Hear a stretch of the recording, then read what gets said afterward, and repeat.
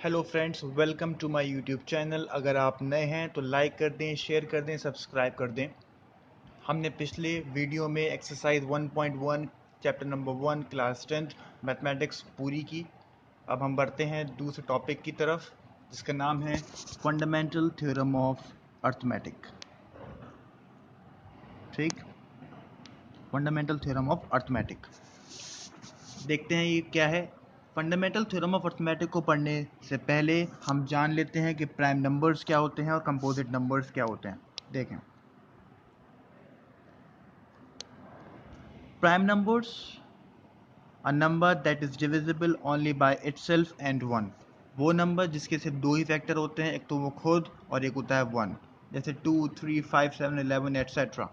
इन तमाम नंबर्स के फैक्टर्स वो खुद हैं और वन है। जैसे 7, 7 का फैक्टर क्या होता है? 1। 7 1 से डिवाइड हो सकता है और 7 खुद से डिवाइड हो सकता है। ठीक ठीक है। Now, numbers other than prime are called composite numbers. एक नंबर होते हैं प्राइम, अगर जो नंबर प्राइम नहीं है वो नंबर क्या है? Composite numbers. In other words we can say किसी नंबर के अगर दो से ज़्यादा फैक्टर हैं तो वो कंपोजिट नंबर्स कहलाएंगे, अगर किसी नंबर के दो से ज़्यादा फैक्टर्स हैं। ठीक है, अब आते हैं अपने फंडामेंटल थ्योरम ऑफ अर्थमेटिक की तरफ। Every composite number can be expressed or factorized as a product of primes, and this factorization is unique apart from the order in which the prime factors occur. कह रहे हैं कोई भी composite number हम लेंगे तो उसको as a product of prime लिख सकते हैं। एग्जाम्पल से समझते हैं। देख, ये 14 लिया हमने। 14 क्या है? कंपोजिट नंबर है। क्यों कह रहे हैं? क्यों कह रहे हैं कंपोजिट? क्योंकि इसके दो से ज़्यादा फैक्टर्स होंगे। देखिए, इसका फैक्टर्स लिखते हैं। इसके फैक्टर्स होंगे 2 एंड 7। इसके तो सिर्फ दो ही फैक्टर हैं, नहीं, इसका एक 1 भी। 1 तो सबका फैक्टर होता है, तो 1 भी इसका फैक्टर है। तो टोटल फैक्टर कितने हो गए? 2, 7 एंड 1। तो इसके टोटल 3 फैक्टर्स हो गए, इसलिए ये कंपोजिट नंबर है। अब हमें इसे कैसे लिखना है? As a product of prime numbers लिखना है। तो फैक्टर्स ऑफ 14 क्या है? 2, 7। ठीक है, तो ये दो प्राइम नंबर हैं, तो 14 को कैसे लिख सकते हैं? 2 into 7 as a product of primes. 2 भी प्राइम है, 7 भी प्राइम है, क्योंकि इसके सिर्फ दो ही फैक्टर्स होते हैं। ऊपर आपने आगे डेफिनेशन पढ़ी होगी, देखें। And this factorization is unique. ये फैक्टराइजेशन यूनिक होता है। ठीक, apart from the order in which the prime factors occur. इनका ऑर्डर जो होता है उससे कोई मतलब नहीं है। ऑर्डर क्या मतलब है? मैं 14 को 2 इंटू 7 भी लिख सकता हूँ, 7 इंटू 2 भी लिख सकता हूँ, दोनों का मतलब सेम है।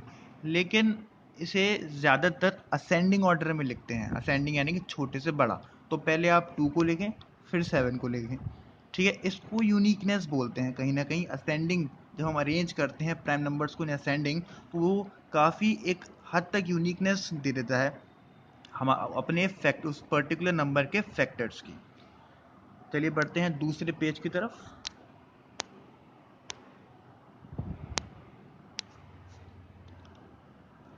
देखें, एग्जाम्पल है 32760। भाई बड़ा नंबर है, इसके फैक्टर्स निकालिए। फैक्टर्स कैसे निकालते हैं भाई? एलसीएम ले लीजिए, उस नंबर का एलसीएम ले लीजिए। एलसीएम लेंगे आप, एलसीएम आपको लेना आता होगा। 32760 को 2 से डिवाइड करें, छोटे से नंबर से स्टार्ट करें, फिर 2 से, फिर 2 से, 3 से, 4, 3 से डिवाइड करते हुए चलें। एलसीएम आपको लेना आता होगा। अगर नहीं आता है तो आप कमेंट बॉक्स में डाल सकते हैं, मैं समझा भी दूंगा एलसीएम किस तरीके से लिया जाता है। ऑलराइट, हमने उन तमाम फैक्टर्स को एक तरीके से लिख लिया मल्टीप्लिकेशन की फॉर्म में। 2 into 2 into 2 into 3 into 5 into 7 into 13 ascending order में लिखा है। देख सकते हैं असेंडिंग ऑर्डर में लिखा है। क्यों लिखा है असेंडिंग ऑर्डर में? देखें, अब मुझे आसानी होगी। 2 कितने हैं? 3 बार 2 है, तो 2 की पावर 3 लिख दिया। 3 कितने बार हैं? 2 बार हैं, तो 3 का स्क्वायर हो गया। 5, 7, 13 एक एक बार है, तो एक एक बार लिख दिया। वंस, देखिए क्या पॉइंट लिखा हुआ है ये देखें। Once we have decided that the order will be ascending, then the way the number is factorized is unique. एक बार जब हम ascending order में लिख देते हैं तो एक uniqueness फैक्टराइज जो हमने फैक्टराइज करा है प्राइम नंबर्स में, एक यूनिकनेस हमको दे देता है। ठीक, तो ये जो स्टेटमेंट है फंडामेंटल थ्योरम का, वो कहता है कि कोई भी कंपोजिट नंबर है उसको as a product of prime लिख सकते हैं, सिर्फ इतना कह रहा है, ठीक है। और वो जो ऑर्डर से मतलब नहीं है, 2 × 7 7 × 2 लिख सकते हैं, और वो यूनिक होगा, वो यूनिक होगा।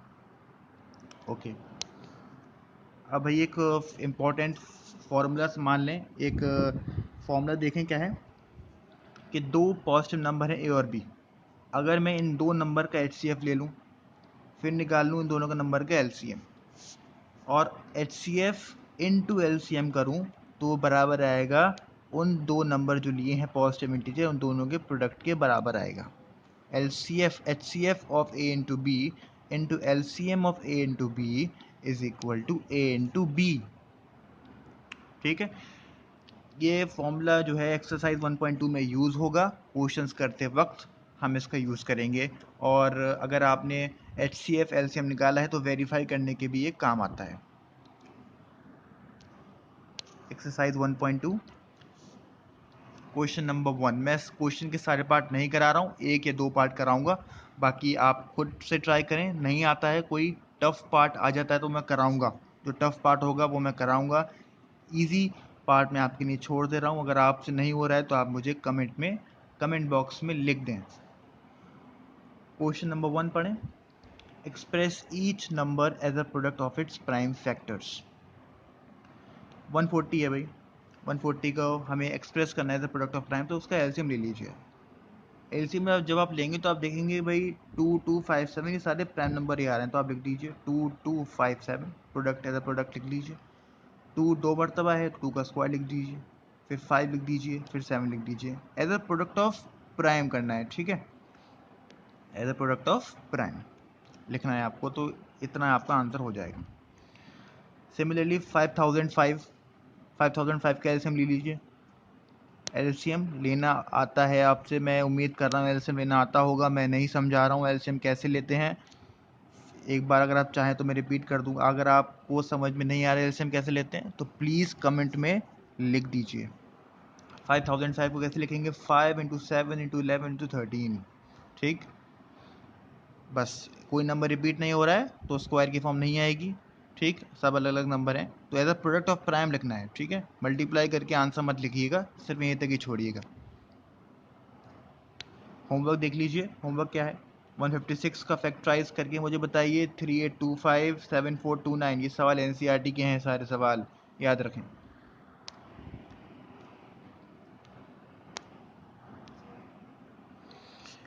Question number 2, find the LCM and HCF of the following pairs of integer and verify that LCM into HCF is equal to product of two numbers। दो नंबर गिवन है, इन दो नंबर का LCM निकालिए, दोनों number का HCF निकालिए, LCM निकालिए, फिर वेरीफाई करिए बाय यूजिंग दिस फॉर्मूला, ठीक। 510 and 92 two numbers are given, okay. HCF निकालने का तरीका आपने बचपन में सीखा है, जो 510 बड़ा नंबर है इसे डिविडेंड बना लीजिए, 92 छोटा नंबर है डिवाइज़र बना लीजिए, उसको डिवाइड करिए। रिमाइंडर अगर ज़ीरो नहीं आता है तो जो डिवाइज़र है उसे डिविडेंड बना लीजिए, फिर दोबारा डिवाइड करिए। कब तक करेंगे, जब तक रिमाइंडर ज़ीरो नहीं आ जाता, और जिस स्टेप पर रिमाइंडर ज़ीरो आता है उसका जो डिवाइज़र होगा 2, वो क्या हो जाएगा, HCF हो जाएगा, वो क्या हो जाएगा, HCF हो जाएगा, ठीक। HCF समझ में आ गया। HCF का एक और तरीका है, मैं उसको नेक्स्ट वीडियो में बताऊंगा, प्राइम फैक्टराइजेशन से HCF और LCM कैसे निकाला जाता है, ये बेसिक तरीका है। इसमें प्राइम फैक्टराइजेशन मेथड का जिक्र नहीं है, तो मैं कोई सा भी मेथड यूज़ कर सकता हूँ, लेकिन जहाँ पर रिस्ट्रिक्शन आ जाए कि by using only prime factorization, तो उसमें आप प्राइम फैक्टराइजेशन का मेथड यूज़ करेंगे, जिसका जिक्र मैं आने वाली वीडियो में करूँगा। एलसीएम, दोनों नंबर के एलसीएम निकालना है, तो दोनों नंबर को एक साथ लिख दीजिए, और फिर छोटे से छोटे नंबर से स्टार्ट करिए कि भाई ये दोनों नंबर किस नंबर से कट रहे हैं, तो 2 से कट रहे हैं, फिर 2 से, फिर 3 से, फिर 5 से, फिर 17, फिर 23, ठीक। तो एलसीएम क्या होगा इन दोनों नंबर का, इन सारे नंबर का प्रोडक्ट कर लीजिए, इन सारे नंबर का प्रोडक्ट कर लीजिए, इन सारे नंबर का प्रोडक्ट कर लीजिए। देखें प्रोडक्ट करा तो आंसर आ गया 23460। मल्टीप्लाई आप खुद करके देखेंगे, 23460 आ रहा है। ठीक, आंसर ये हमारा एलसीएम आ गया, एचसीएफ आ गया। हम लोगों को वेरीफाई भी करके दिखाना है। सवाल में कहा है कि वेरीफाई करिए फॉर्मूले को, HCF into LCM is equal to A into B.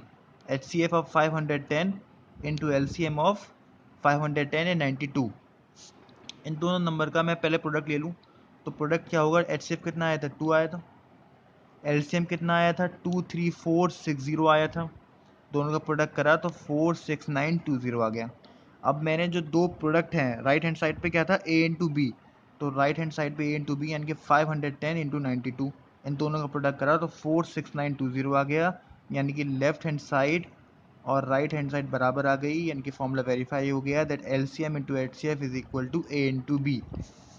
ठीक, आने वाले क्वेश्चन नेक्स्ट वीडियो में देखेंगे। आप लाइक कर दें, सब्सक्राइब कर दें, कमेंट करें। Thank you and have a nice